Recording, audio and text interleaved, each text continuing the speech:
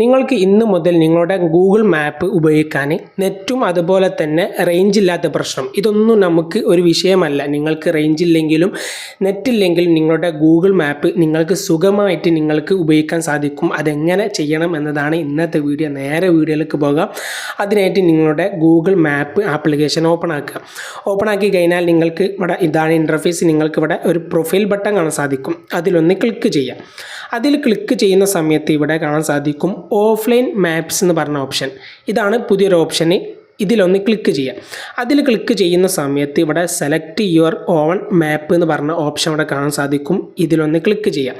അപ്പോൾ ഇതാണ് ഇൻ്റർഫേസ്. നിങ്ങളിവിടെ ചെയ്യേണ്ടത്, നിങ്ങൾക്കിവിടെ കൂടുതൽ സമയം നിങ്ങൾ മാപ്പിൽ എവിടേക്കാണോ നിങ്ങൾ സെലക്ട് ചെയ്യൽ ആ ഒരു ഭാഗം നിങ്ങൾ സ്ക്രീൻഷോട്ട് എടുക്കുക എന്നുള്ളതാണ്. അതായത് നിങ്ങൾക്ക് വേണമെന്നുണ്ടെങ്കിൽ ഇപ്പോൾ ഈ ഒരു കൊല്ലമാണെങ്കിൽ കൊല്ലത്തിൻ്റെ ഇത്രയും ഭാഗം നിങ്ങൾക്ക് സ്ക്രീൻഷോട്ട് എടുത്ത് വെച്ചാൽ ഈ ഒരു ഭാഗത്ത് നിങ്ങൾ ഉപയോഗിക്കാൻ അതിൻ്റെ ഓരോ ഡീറ്റെയിലും നിങ്ങൾക്ക് നോക്കാൻ ആ സമയത്ത് നിങ്ങൾക്ക് നെറ്റും വേണ്ട, അതുപോലെ തന്നെ റേഞ്ചിൻ്റെ ആവശ്യമില്ല. അതുകൊണ്ട് തന്നെ നിങ്ങളുടെ ഏരിയ നിങ്ങൾ മനസ്സിലാക്കി അത്യാവശ്യം ഇതുപോലെ സൂം ഔട്ട് ചെയ്താൽ അത്രയും ഭാഗം നിങ്ങൾക്ക് ലഭ്യമാകും. ഇതുപോലെ നിങ്ങൾ ഇത്രയും സൂം ഔട്ട് ചെയ്യുന്നതനുസരിച്ച് നിങ്ങൾക്ക് അവിടെ MB കൂടുന്നതൊക്കെ കാണാൻ സാധിക്കും.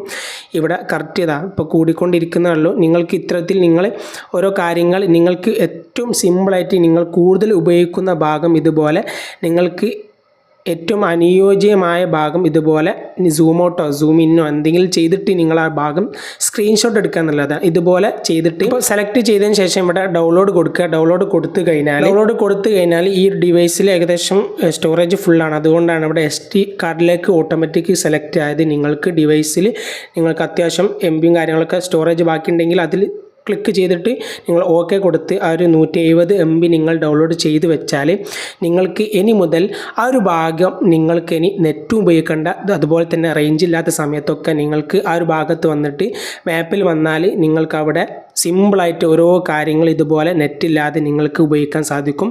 വീഡിയോ ഇഷ്ടപ്പെട്ടാൽ ലൈക്ക് ചെയ്യാൻ മറക്കരുത്.